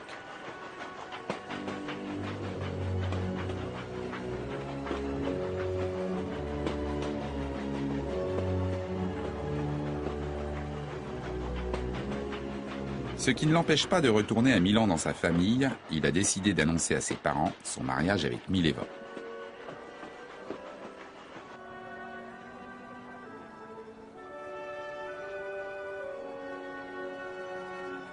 Pauline Einstein s'y oppose. L'annonce de cette possible union la met hors d'elle. Mileva n'a pas les qualités requises pour épouser Albert. De plus, elle n'est pas de confession juive. Albert doit renoncer à ce mariage. Mileva, qui avait échoué au concours de sortie du Polytechnicum, a redoublé. Elle est enceinte.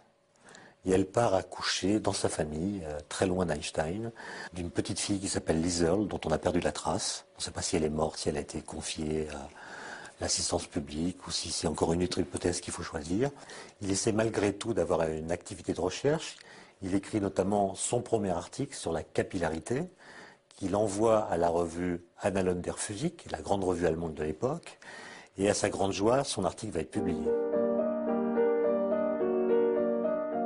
L'effet de capillarité se produit lorsque l'on plonge un tube étroit dans une solution. Le liquide s'élève le long des parois. C'est le même phénomène qui fait monter la sève dans les plantes ou incurve la surface d'une solution dans une éprouvette. Alors, en 1901, Einstein s'intéresse à la capillarité. Alors, la capillarité, c'est le fait que l'eau monte ou un liquide monte. Par exemple, ici, il y a un ménisque, ça veut dire que sur les bords, ça monte. Alors, la question, c'est pourquoi ça monte? Si ça monte, c'est nécessairement qu'il y ait une force qui tire l'eau vers le haut, parce que sinon, ça ne monterait pas. Bon. Alors, à l'époque, les chimistes refusent l'idée de molécules. C'est une hypothèse, ça n'a pas le droit de citer en science. Einstein, lui, fait quelque chose d'audacieux, selon une certaine tradition en physique. Il considère que là-dedans, il y a des molécules, il admet qu'il y a des trucs, des petites billes, et que ces petites billes peuvent s'attirer par une force centrale. Donc évidemment, si elles sont attirées par le verre, elles vont attirer la voisine, qui va attirer la voisine, qui va attirer la voisine, et évidemment, la force décroît.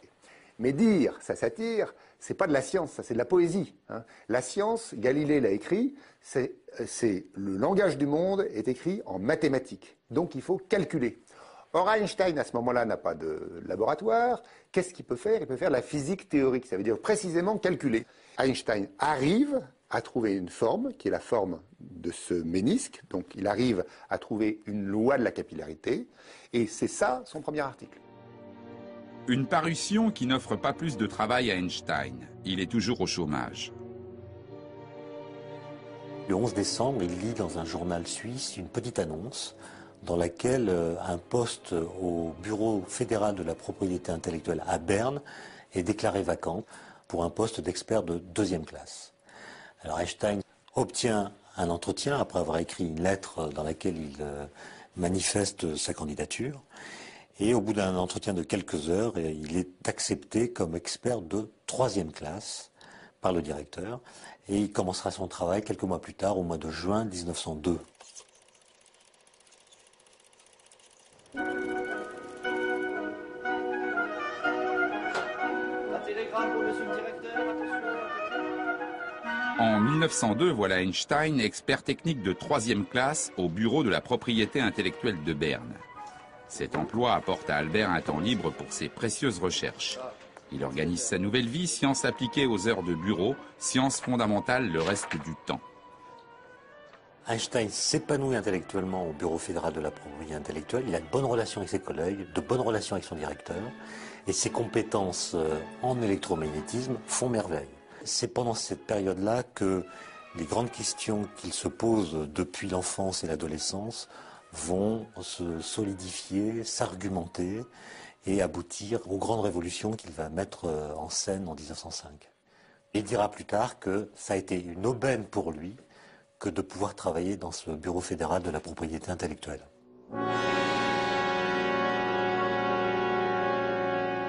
À la fin de l'année, son père meurt. Désormais, chef de famille, il prend un appartement sous les combles et invite Mileva à le rejoindre. Toujours en 1902, Philippe Lénard revisite l'effet photoélectrique, une curieuse manifestation de la lumière découverte par Hertz en 1887. Ce phénomène est utilisé de nos jours dans le fonctionnement de tous les capteurs solaires. L'effet photoélectrique découvert par Hertz, c'est le phénomène suivant. Quand vous envoyez de la lumière sur un métal, eh bien, cette lumière est capable d'arracher des électrons au métal et de produire un courant électrique. Alors, on ne connaissait pas le mot d'électron à l'époque. Hein. Ce que Hertz avait constaté, c'était qu'on produisait un courant. On produisait un courant lorsqu'on envoyait de la lumière avec suffisamment d'énergie sur un métal. Philippe Lénard, en 1902, il apporte une avancée très importante qui est la suivante. Il constate qu'avec de la lumière rouge, ça ne marche pas du tout. Avec de la lumière bleue, l'effet photoélectrique marche très bien. Il est capable de produire un courant électrique. Et ça, c'est paradoxal, parce que cette notion de lumière ondulatoire n'introduit pas de différence si importante que ça entre le rouge et le bleu. Et pourtant, quelle que soit la quantité de lumière rouge envoyée sur le métal, même s'il emploie, si vous voulez, une lampe rouge ou infrarouge beaucoup plus puissante que la lampe bleue, eh bien, elle n'est pas capable de produire de courant électrique, c'est-à-dire d'arracher des électrons du métal. Ça, c'est très paradoxal. En ce début de siècle, la lumière devient de plus en plus paradoxale. Définie comme une onde par Maxwell en 1840, elle ne semble plus en avoir les critères. Une nouvelle définition de cette lumière s'impose. Mais qui dans la communauté scientifique aura le courage de tout remettre en question? Personne. C'est l'impasse. Einstein saisit cette chance unique.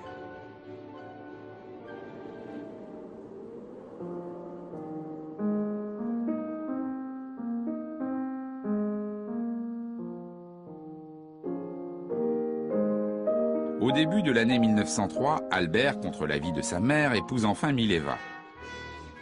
Un mariage entre deux témoins d'une grande simplicité.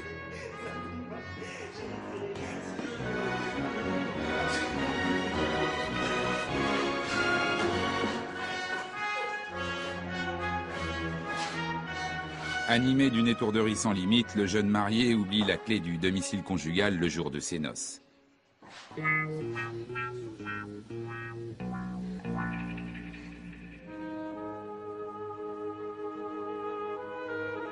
Einstein peut enfin recevoir des amis à la maison, une occasion de refaire sans fin le monde de la physique.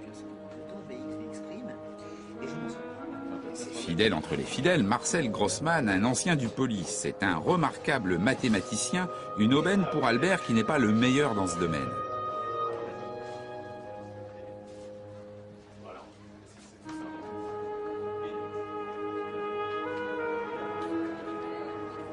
Parmi les habitués de la maison Einstein, il y a Maurice Solovin, un philosophe. Les échanges avec lui sont essentiels pour Einstein, dont l'intuition a toujours reposé sur la métaphysique. Autre grand ami, l'ingénieur italien Michele Besso, un aîné du Poli qui est sorti 5 ans avant Einstein avec des notes éblouissantes. Depuis, ils entretiennent des discussions sans fin sur les grands principes de la physique.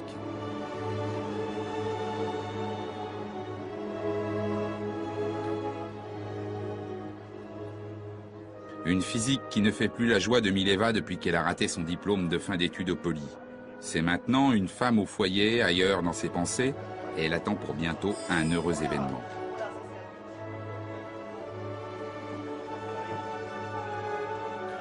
Dernier ami de ce petit cercle, Konrad Habicht. Un ancien du collège de Munich, Habicht prépare à Berne son professorat de mathématiques.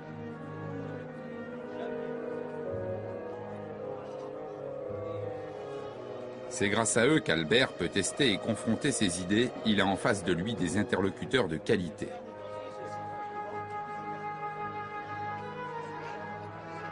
Et avec son détachement habituel, il reçoit tout le monde en pantoufles. Ensemble, ils ont formé l'Académie Olympia, un club de réflexion.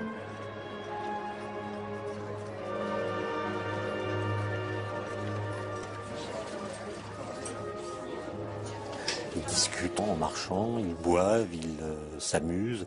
C'est très gai, c'est pas du tout une académie triste. D'ailleurs, c'est une singerie d'académie, c'est pas une vraie académie. Ils jouent avec justement l'académie qui les a rejetés et essaient de faire les choses d'une façon beaucoup plus agréable que ce qu'on propose sur les bancs des universités. « 1904 est une année charnière pour Einstein. Cette année-là naît le petit Hans Albert. Einstein promène souvent son bébé, le modeste employé du bureau des brevets n'a pas les moyens de s'offrir une nurse. Mais en incorrigible voleur de temps qu'il est, il en profite pour étudier. Alors il s'arrête dès qu'il le peut pour sortir son carnet de notes et se plonger quelques minutes dans ses équations. Il a décidé de soutenir sa thèse pour la fin de l'année.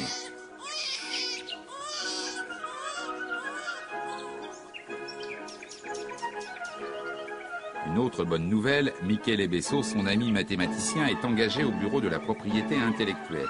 Une aubaine pour Albert. Besso, pour Einstein, c'est quelqu'un de très important.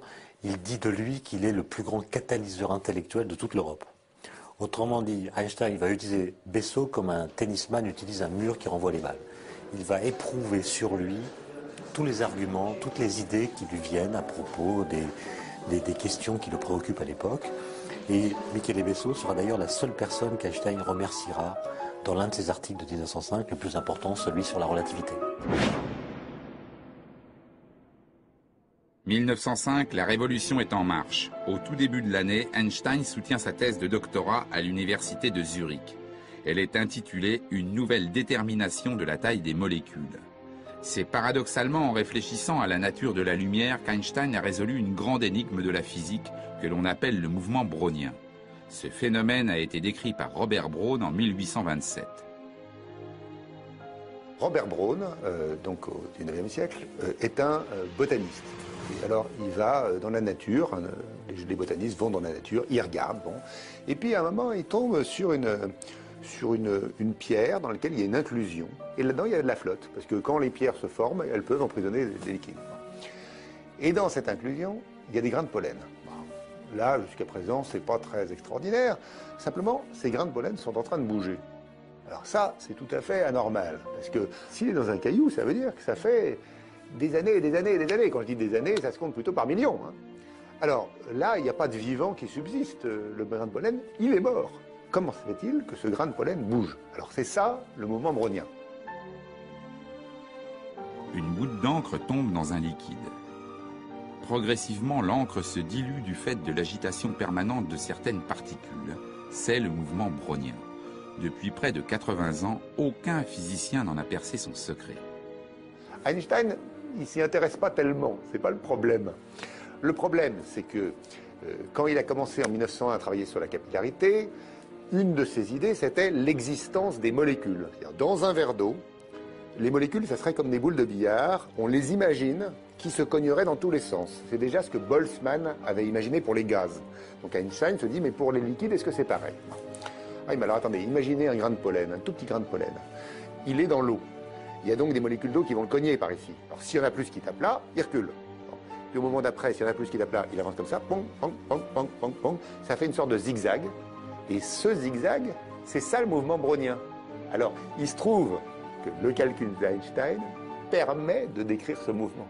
Et il arrive, comme ça, à une prévision de la taille des molécules. C'est un événement considérable dans la physique, parce que c'est la première fois dans l'histoire de l'humanité qu'on peut dire « les molécules existent, nous connaissons leur taille ». Au printemps 1905, Einstein propose sa thèse sur la détermination de la taille des molécules, accompagné d'un autre article en vue d'une publication à la revue Annalen der Physik. Cette fois, il s'attaque à la nature de la lumière. Dans ce début du XXe siècle, tous les physiciens sont persuadés que la nature de la lumière est ondulatoire. Et l'argument qui était avancé, c'était le fait que la lumière est capable de faire ce qu'on appelle des interférences. Un peu comme les vagues à la surface de l'eau sont capables de s'ajouter, de se combiner pour faire des grosses vagues ou bien des vagues négatives. Et la lumière semble avoir cette propriété. L'article d'Einstein sur la lumière s'intitule « Un point de vue heuristique concernant la production et la transformation de la lumière ». On dirait en langage plus actuel une façon d'envisager le problème de la production et de la transformation de la lumière. Einstein tire un trait finalement sur le caractère ondulatoire de la lumière pour proposer une démarche alternative, et c'est en cela qu'il appelle heuristique, dans laquelle la lumière est maintenant constituée de grains élémentaires, de particules qu'ils appelaient à l'époque les quanta et qu'on appelle maintenant, nous, simplement les photons. La démarche d'Einstein est vraiment révolutionnaire en ce sens qu'il introduit un concept qui est totalement différent. Il y a une énorme différence entre une onde bien régulière et puis un faisceau lumineux constitué de particules élémentaires, ces grains élémentaires, ces photons ou quanta à l'époque. D'après Einstein, la théorie qu'il propose aux annales est susceptible d'être vérifiée par l'effet photoélectrique. Einstein explique l'effet photoélectrique précisément de cette façon, en supposant que ces grains de lumière, ceux qui correspondent à la lumière bleue, ont suffisamment d'énergie pour exciter les atomes du métal. D'où la production de courant électrique et l'arrachage des électrons. Les grains de lumière qui ont une énergie trop faible, qui correspondent à la couleur rouge, eh bien ces grains de lumière n'ont pas assez d'énergie et ne peuvent pas exciter les atomes du métal et arracher les électrons du métal. C'est ça l'effet photoélectrique qu'Einstein explique magnifiquement dans son papier de 1905. Einstein met les pieds dans le plat en disant il faut, pour comprendre l'effet photoélectrique, renoncer à l'image que nous avons tous de la lumière. J'ai conscience de faire là quelque chose de scandaleux, mais je ne vois pas d'autre échappatoire. Non content de bouleverser les acquis théoriques de la lumière, Einstein enfonce le clou. En 1900, Max Planck a selon lui formulé ces équations sans admettre la réalité physique qu'elles recouvraient. Tout indiquait à Planck la véritable nature de cette lumière, il lui restait un pas à franchir qu'il n'a pas fait. Or, Max Planck, en plus d'être un savant mondialement reconnu, est le directeur de publication des Annales de la physique. Devant le caractère scandaleux de l'article, il est en droit de demander des modifications, voire de s'opposer à sa publication. Planck réagit très bien. Hein. Il comprend toute l'importance, en fait, de la contribution d'Einstein, bien que cette contribution lui révèle un petit peu qu'il aurait pu aller lui-même au-delà de sa théorie, mais il y a eu une charnière, c'est l'esprit révolutionnaire d'Einstein, disons sans limite, sans borne, qui lui a permis de franchir le pas que Planck n'avait pas osé faire, entre guillemets. Planck accepte le papier d'Einstein, bien qu'Einstein ne soit pas connu, bien qu'il n'ait pas de poste universitaire, il n'est pas membre de l'académie, et il est complètement inconnu, outsider, comme on dirait aujourd'hui. Et Planck reconnaît que les arguments d'Einstein méritent d'être discutés, et donc accepte que le papier d'Einstein soit publié. En laissant paraître l'article d'Einstein, Planck fait preuve d'une audace incroyable. Il apporte sa caution scientifique indispensable à une théorie qui n'est encore qu'une hypothèse. De ce coup de pouce va naître entre les deux hommes une complicité qui ne se démentira plus jamais.